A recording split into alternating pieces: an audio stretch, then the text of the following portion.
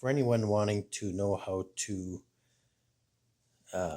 take out the section of these diverter spouts to change the washers in the back here, there's two washers in there.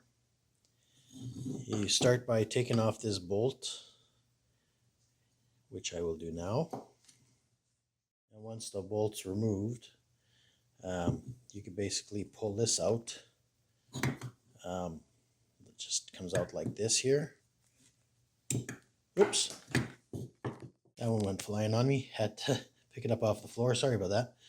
So once you pull this out of here, it took a little effort for me because it's been in the water for quite a while. So I used a little hook like this here, or anything like that, just to hook in here and pull it out gently, because you don't want to damage this part.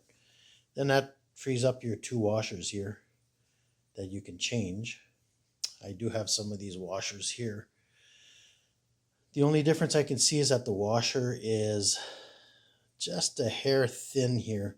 I think it has to, the original has to stick out a little bit more than this, because when I compare with the original, which this is the replacement, the original is over here.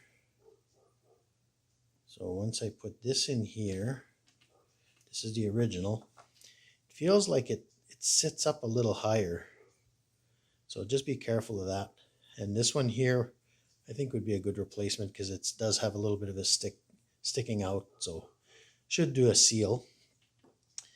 And inside here, just so you know, there's also the washer, another washer. So this washer goes in first, just like that. And then when you put the cap back in, just make sure this bevel here is underneath where the washer is, or the bolt is, I mean. And you just have to push this back in and tighten up the collar, like make sure everything is lined up nice and straight.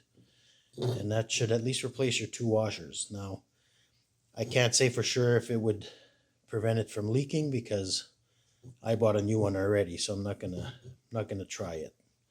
But if you guys want to try it, that's all on you to hope that it doesn't leak. Do your checks, make sure that everything seals. And I also soak that in CLR, so you know, so this can come up a little bit easier. But to be honest, the new one is a lot nicer than this. But at least now, if you guys want to try that, that's on this spout here. I got it at Home Depot, and you know, it only cost me like $20 or $28, so not too bad to just replace it. But if you guys want to try and fix it yourself, at least now you know how to do it. Hope this helps you out.